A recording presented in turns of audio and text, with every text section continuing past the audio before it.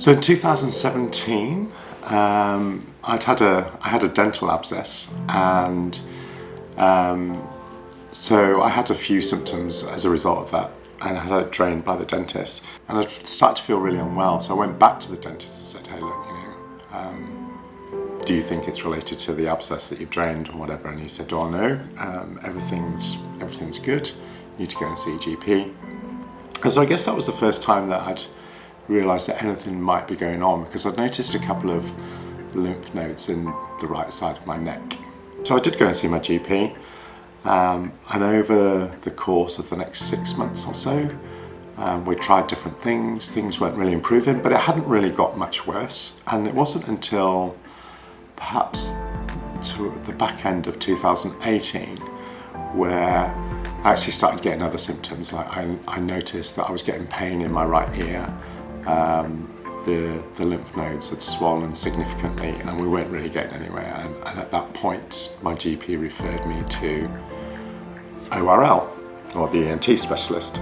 I saw the consultant, and he was very quick to make a diagnosis, or what he thought was actually going on.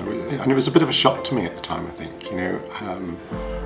I wasn't expecting him to say, "Hey, I'm pretty sure that you've got a cancer on your tonsil." The diagnosis was confirmed from the biopsy about approximately a week later. So at that point, I believed that I was going to have surgery to have my tonsils out, and with the possibility of actually having maybe the lymph nodes removed or whatever.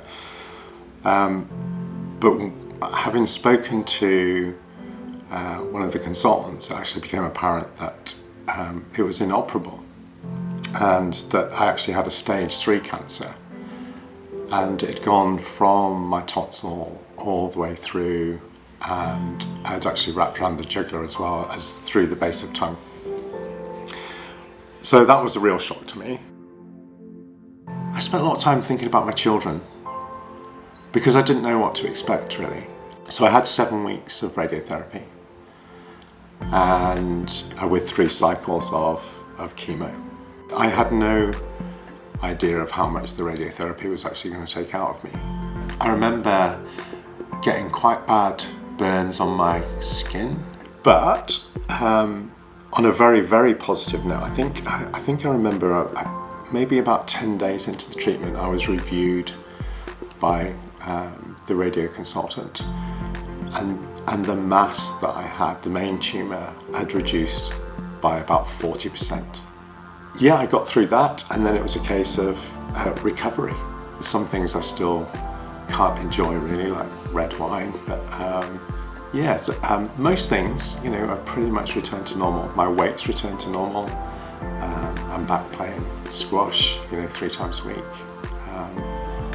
So things are pretty good right now.